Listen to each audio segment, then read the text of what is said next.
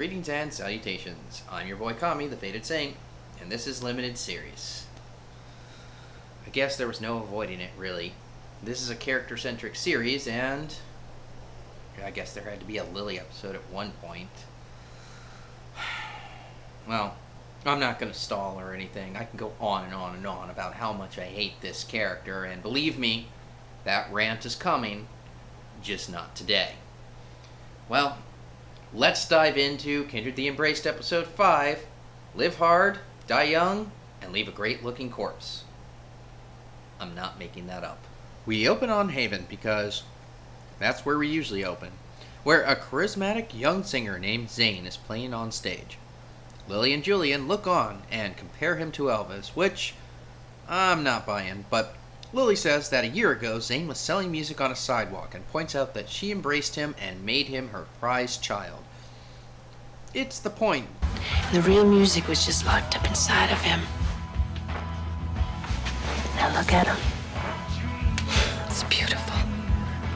Pure toreador. Nope. Julian reminds her rockers aren't the most subtle type, and Lilly counters with this. Does my prince feel threatened by the rising king? He's not Elvis. Stop trying to draw that comparison. Meanwhile, Sasha enters with some brouhaha, and apparently she was the wheelman for their robbery. Moving on, she and Cash have some meaningful eye contact, but you can tell things are strained. So she decides to have meaningful eye contact with Zane for reasons? Julian approaches Sasha about her activities. She doesn't bite and moves on to Zane, and wait, we're with Cash now? Apparently, he and Zane are old friends-ish. He mentions Sasha, and Cash tells him to stay away. And now we're with Lilly, and they're making out. And everyone's acting like pretentious douchebags, apparently. I don't know. So, the last episode was by far the best episode of the entire series. But, if you watch this series, this is the episode you remember. And you remember it because of this guy, Zane. Not to mention the plot is pretty much packed wall to wall in this one.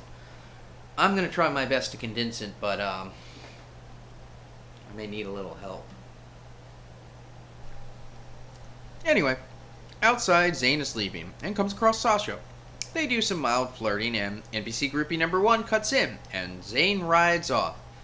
Better luck next time, Sasha. Back at the tracks, we see NPC groupie number 1 running for her life. Zane catches up and feeds on her. He's the Malkavian, by the way.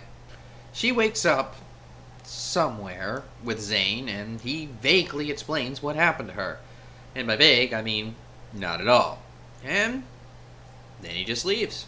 The NPC, named Grace, wanders the streets lost, and in her post-embrace stupor, gets hit with the plot van.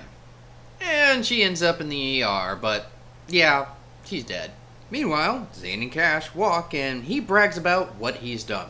Cash admonishes him and warns him that if Julian will come after him. Zane plays this off as if he's the victim. I don't want to lose you, buddy. Then don't be a douche. Back at the hospital, Grace is dead. And back to Zane, talking about black dogs and white dogs next. And back to the hospital again. A priest is giving Grace last rites. Grace is giving the priest a heart attack. There's a resurrection joke in here, but I'm going to take the high road. Back at the manor, Julian is looking for Sasha in her room. Sasha walks in after him. They argue about things, and Cash pulls Julian away to tell him about what happened at the hospital.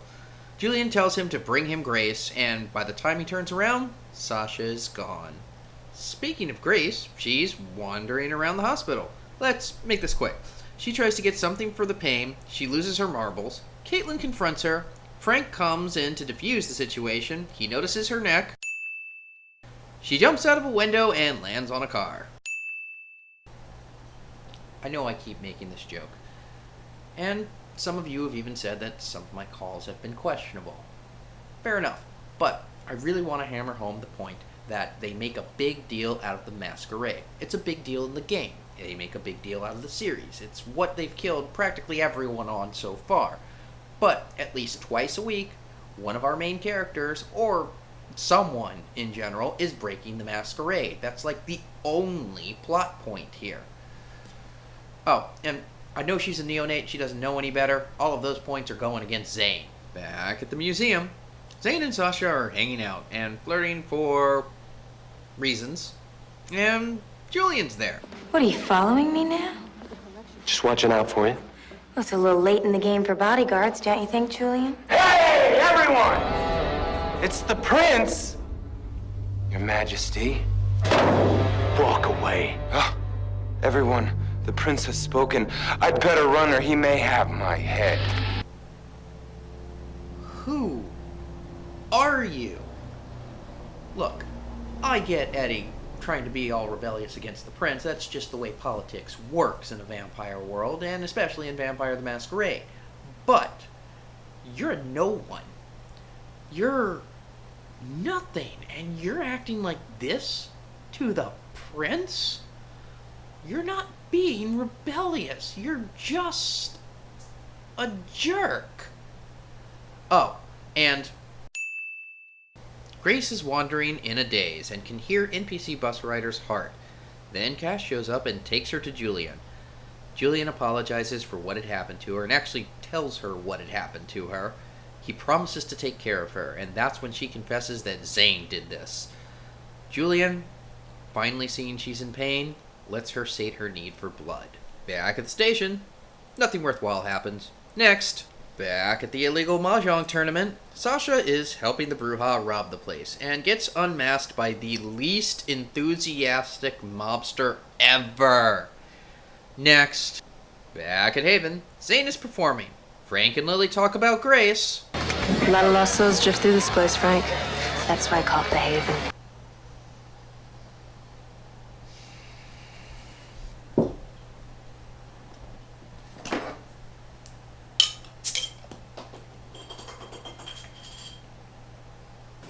That was not funny. Julian shows up and wants to work with Frank on the issue. Frank leaves and Julian tells her that Zane has been embracing girls. Julian tells her he wants him out of town now, which doesn't really solve the problem, and Lilly is just kind of meh. Back at the back, Zane is macking on NPC groupie number 2, and Lilly interrupts the whole thing. She talks to Zane about the girls, and Zane's all, I don't care. Lilly smacks him and gives him this line. I am your maker. I have always been there to look out after you. Do you think anyone looked after Morrison? Or Joplin? Or Cobain, huh?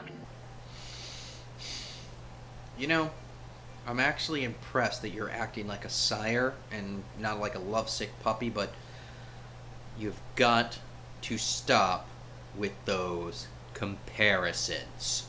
Lilly tells him he has to leave, and he storms off. Back at the paper, Julian and Caitlin, no one cares, moving on. Zane is on his way out, and groupie number 2 convinces him to have one more wild night. Grace shows up and confronts him. Frank sees this and puts 2 and 2 together. He gives chase to Zane and groupie number 2, but they ride right past him. Back at Haven, we were just outside. Whatever. Julian is super pissed that Lilly didn't deal with the Zane issue and lets him go off with another girl. Lilly turns this around on Julian because he's been macking on Caitlin instead of her. Julian said he will kill him, but Lilly interjects and insists on doing it herself. Back at... I don't care. Zane meets Sasha. Plot happens. Next. The first 4 episodes, and this is how you pay the Sasha and Cash storyline off. I hate this show. Back at Haven. Oh, that's what happened to the original set. It was the back door. Anyway, Zane is doing something and Lilly be creeping to come in and stab him. He does this. Doped up in the dark, leaning against an alley wall. I was crying, I was waiting to die. But I was found by a lily that blooms in the night. I could have turned out the lights and gone insane. It would have burned out and gone down with my pain if she hadn't led me to the music on the other side. I wrote it for you. It's beautiful. Okay, so I should point out here that Lilly is the primogen of the clan, so that means she's basically the leader citywide of the entire Toreador clan, and she's letting this little wannabe, play her like a fiddle. Seriously, he complains that he's misunderstood and tells her about what the Toreador are about, and Lilly buys it. She tells him to leave tonight. These vampires are bad at their jobs. Later on, Frank spies groupie number 2. I'd like to talk to you about Zane.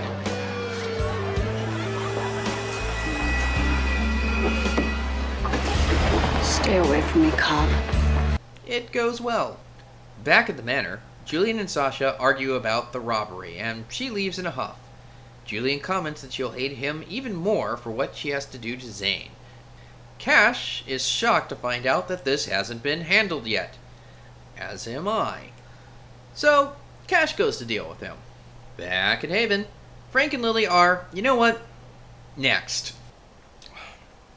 I just can't deal with all these Lilly scenes. She's just so bad at being a Primogen and at being a Toreador and everything. Caitlin Barnes, San Francisco Times. Can I ask you a couple of questions before you go on? Ain't going on. I'm trying. Start from the beginning. Where are you from? Born the same day Morrison died. Same hour, same second. You think you're Morrison?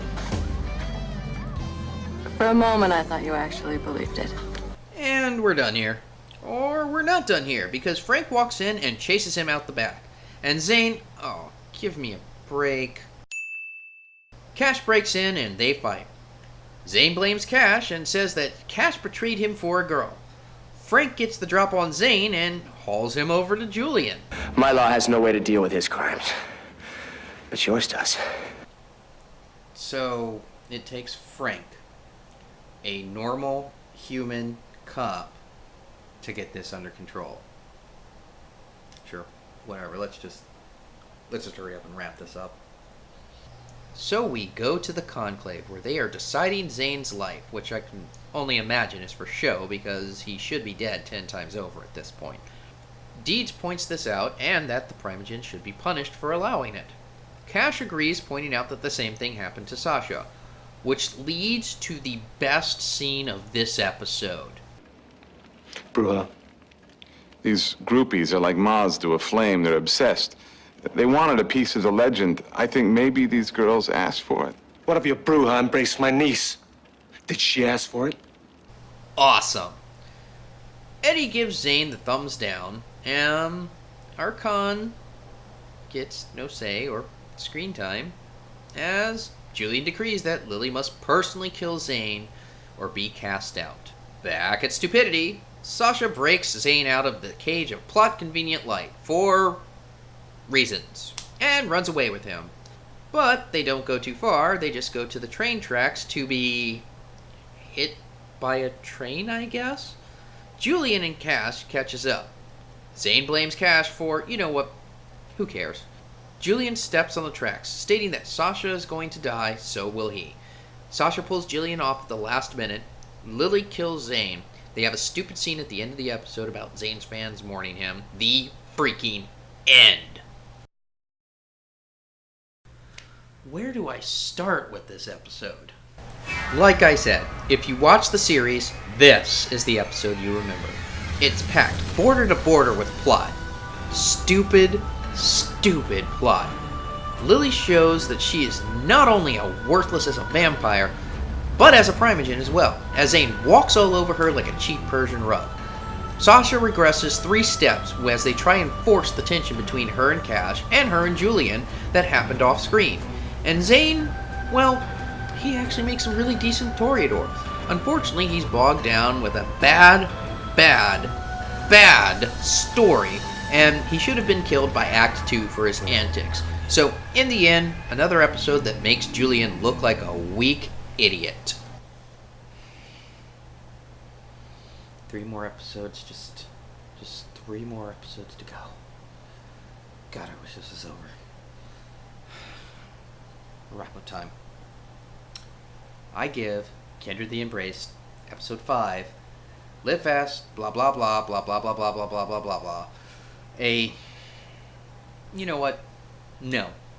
This episode doesn't get a rating. It doesn't get anything. I'm your boy Kami, and I'm going to play Destiny. I need to go shoot something right now.